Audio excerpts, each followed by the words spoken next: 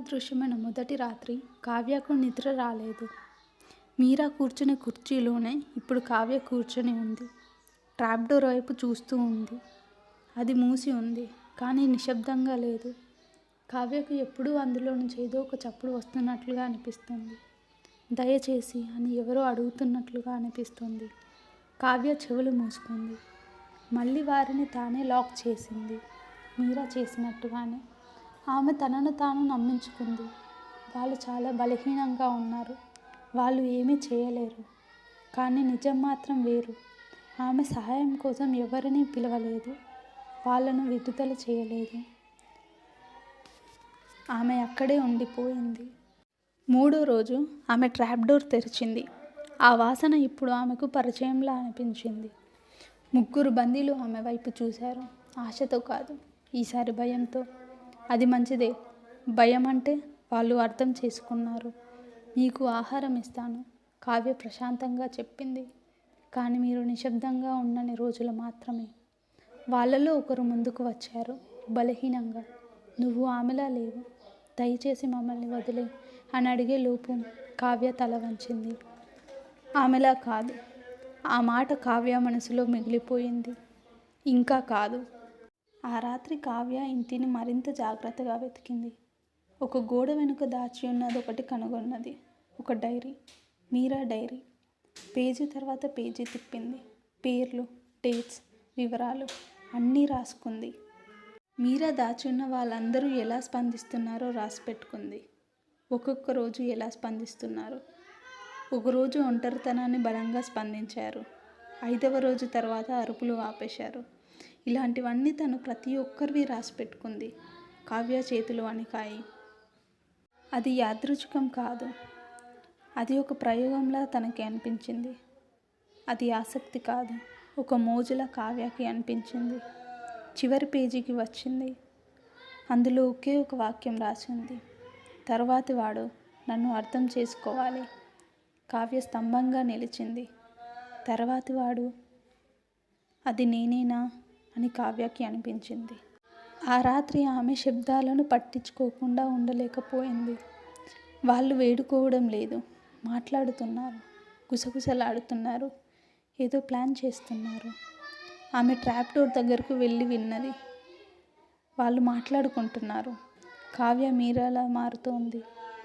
మనం ఏమైనా చేయాలి, ఇంకా ఆలస్యం కాకముందే. కావ్యలో ఏదో విరిగింది. ఆమె తలుపు తెరిచి కిందకు పరిగెత్తింది. నిశ్శబ్దంగా ఉండండి అని అరిచింది. వాళ్ళు వెంటనే వెనక్కి తగ్గారు, భయంతో. బాగుంది, కానీ ఏదో వేరేలా అనిపించింది. వాళ్ళలో ఒకరు నవ్వుతున్నాడు, బలహీనంగా, కానీ నవ్వుతున్నాడు. ఎందుకు నవ్వుతున్నావు? కావ్య నెమ్మదిగా అడిగింది. ఆ మనిషి దగ్గుతూ అన్నాడు. ఇప్పుడు మాకు అర్థమైంది. ఏమిటి అని కావ్య అడిగింది. ఈ ఇల్లు మనుషులను మార్చదు. కావ్య దగ్గరకు వచ్చింది. ఆమె గుండె చప్పుడు అతని మాటల కన్నా పెద్దగా వినిపిస్తుంది. ఏమంటున్నావు? ఆ మనిషి ఆమె కళ్ళలోకి చూస్తూ చెప్పాడు. ఇది వాళ్ళను ఎంచుకుంటోంది. ఆ రాత్రి కావ్య తనను తాను ఒక మెయిన్ రూమ్లో బంధించుకుంది. కానీ నిద్ర రాలేదు. ఎందుకంటే ఆమె కొత్త శబ్దం విన్నది. కింద నుంచి కాదు, ఈసారి గోడ నుంచి. ఒక మెల్లని రాపిడి శబ్దం. వేలతో గోకినట్టుగా, కదులుతూ, చూస్తున్నట్టుగా. ఆమె ఒక్కసారి తిరిగింది. ఏమీ లేదు. కానీ అద్దం, అది సరిగ్గా లేదు. ఆమె దగ్గరకు వెళ్ళింది. అద్దంలో ఆమె ప్రతిబింబం నవ్వుతోంది. ఆమె మాత్రం కాదు. మరుసటి ఉదయం కావ్య ఒక నిర్ణయం తీసుకుంది. ఇది ఎలాగైనా అంతం చేయాలి, అన్నిటినీ అంతం చేయాలి అని. ఆమె కత్తి తీసుకొని కిందకు వెళ్ళింది. బందీలు మూలకు చేరారు, వణికారు. దయచేసి మమ్మల్ని వదిలేయండి అని ఒకరు అర్థించారు. కావ్య కత్తి ఎత్తింది. ఆమె చెవులు వణికాయి. శ్వాస గట్టిగా ఉంది. ఇది ఒక్కడితో ముగుస్తుంది. ఆమె గుసగుసలాడింది. కానీ ఆమె కదలబోయే లోపే వెనుక నుంచి ఒక స్వరం, శాంతంగా, పరిచయంగా, నువ్వు తప్పుగా చేస్తున్నావు. కావ్య అక్కడే నిలిచిపోయింది. నెమ్మదిగా తిరిగింది. వెనుక మీరా ఉంది. మెట్ల కింద నిలబడి ఉంది. ఎటువంటి గాయం లేదు. అదే నవ్వు. కావ్య వెనక్కి తిరిగింది. అది సాధ్యం కాదు. నేను నిన్ను చంపేశాను అని తనలో తాను అనుకుంటుంది. నన్ను చంపేశావని అనుకున్నావు కదా? మీరా మెల్లగా నవ్వింది.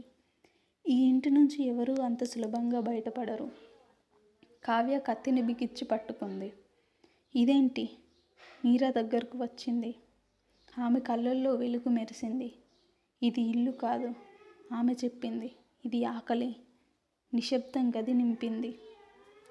నువ్వు నా స్థానాన్ని తీసుకోలేదు కావ్య, మీరా మెల్లగా చెప్పింది. నిన్ను చాలామంది ఎంచుకున్నారు. ఇప్పుడు ఆమె నెమ్మదిగా నీడలోకి వెళుతూ చెప్పింది. నువ్వు ఏమి చేస్తావో చూద్దాం. కావ్య అక్కడే నిలిచింది. చేతిలో కత్తి, వెనుక 3 బందీలు, చీకటిలో ఒక భయం, ముందు ఒక కొత్త బలి. మొదటిసారి ఆమెకు అర్థం కాలేదు. వాళ్ళను కాపాడాలా లేక ఇంకా భయంకరమైనది మారా? ల్యాంప్ వెలుగు మళ్ళీ తగ్గుతోంది. గోడలు కదిలాయి. అప్పుడు పైన నుంచి అడుగుల శబ్దం వినిపించింది. కొత్తగా ఎవరో కొత్తగా ఇంట్లోకి వచ్చారు. ఒక స్వరం వినిపించింది. హలో, ఎవరైనా ఉన్నారా?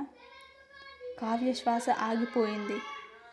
మీరా నవ్వు మరింత పెరిగింది. ఈ వీడియో మీకు నచ్చినట్టయితే, అలాగే మరిన్ని ఆసక్తికరమైన వీడియోస్ కోసం ఈ వీడియోని లైక్ చేయండి, షేర్ చేయండి, అలాగే సబ్స్క్రైబ్ చేయండి.